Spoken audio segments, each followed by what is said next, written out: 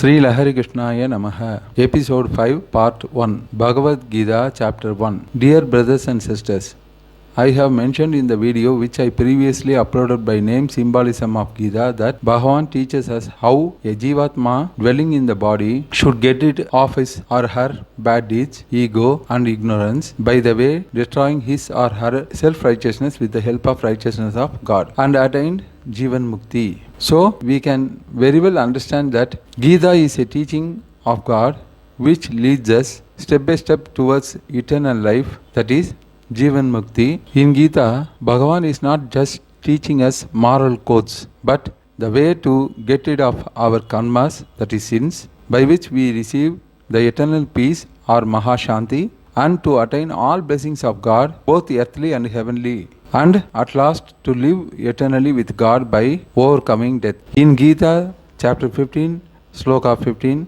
Lord tells us, I am the only object worth knowing through the Vedas. I alone am the father of Vedanta and the knower of Vedas too. From the above sloka, we can very well understand that we can find and understand God only by reading Vedas, and again we can understand the Vedas only if God explains the real sense and meaning of the same, because He alone is the knower of Vedas too. This is the one of the reasons for God coming down as an avatar in this earth. Why? Because if man starts searching for God, he will call all what he sees as God. So if a man worships whatever he sees, he is a cursed man, whether he be a Hindu or a Christian. If people study Gita and follow it, they will eschew all wrong ways and follow the right way. In the same way, if Christians also follow the Bible correctly, then they will flee away from present day Christless Christianity. If God does not reveal himself to man in human terms, it is an absolute impossibility for man to have any conception of God, and that is the reason why idol worship always sprang up. If God reveals himself to man in terms of angelic language, he will remain perfectly unknown to men, for we do not speak that language. How useless would it be for God to reveal himself to man in a language common to dogs and cats? That is not our realm. So the amazing grace of God is seen in his coming down. For the sake of a contact with his creature,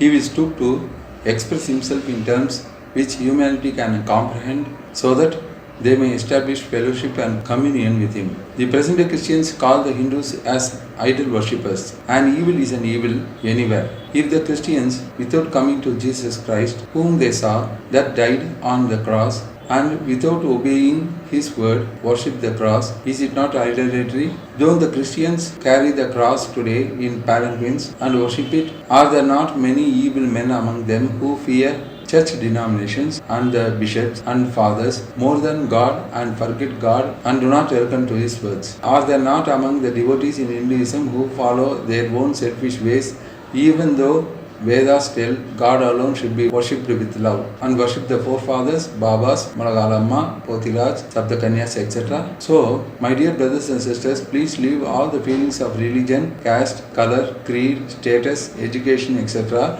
and start studying Gita with love on God. May the Lord open your eyes to behold the wonderful revelations from Gita. Bhagavad Gita, Chapter 1. The Yoga of Dejection of Arjuna. Let us read the first sloka in Bhagavad Gita. Dhritarashtra said, Sanjaya, gather on the sacred soil of Kurukshetra, eager to fight. What did my sons and the sons of Pandu do? Sanjaya said, at the time, seeing the army of Pandavas for battle and approaching Dronacharya, the king Duryodhana spoke these words, Behold, Master, the mighty army of the sons of Pandu arrayed for battle by your talented people, Drishtadyumna, son of Drupada. There are two armies, Duryodhana's armies and Pandava's army. They have come to battle and they want to kill each other, and they want to take the Hastinapura for them. These Pandavas are good people, Kauravas are bad people.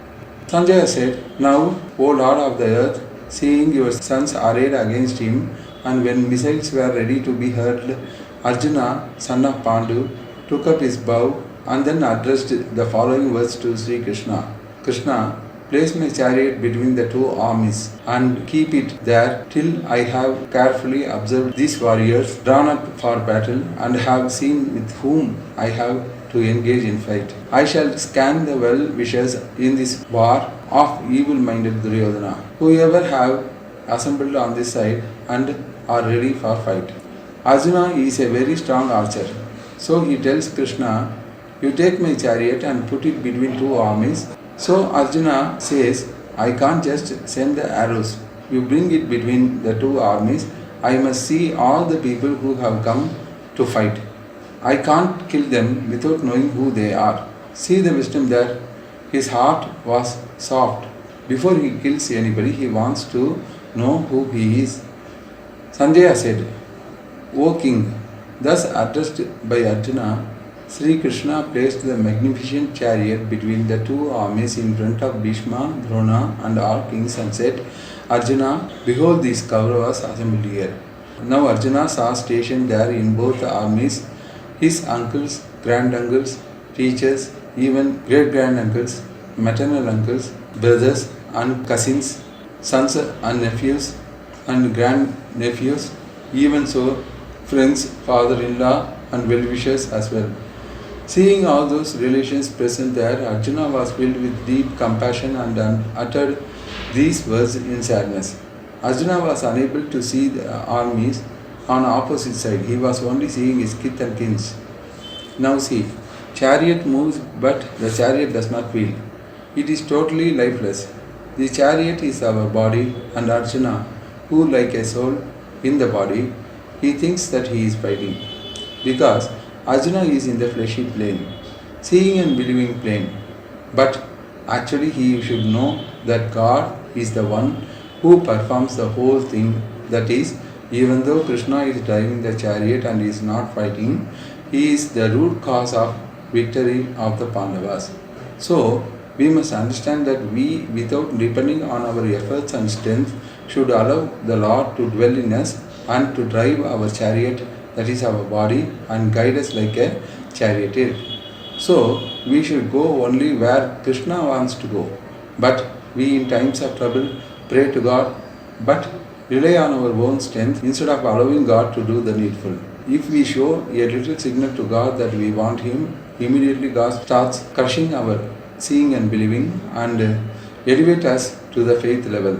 See how much price the devotees of God like Tukaram, Bhakta Kannappa, Annamacharya, etc. had to pay to attain the high level of faith. So, in this war, Krishna is a type of Parama Purusha and Arjuna is like the earthly people. Both have come in contact. So, even though his armies are great in number, these 5 people defeated them. In the same way, we may be weak and frail people, but God will give us victory over everything. God bless you. Will be continued. In God's love, Babu Ram. Shri Lahari Omtatsat.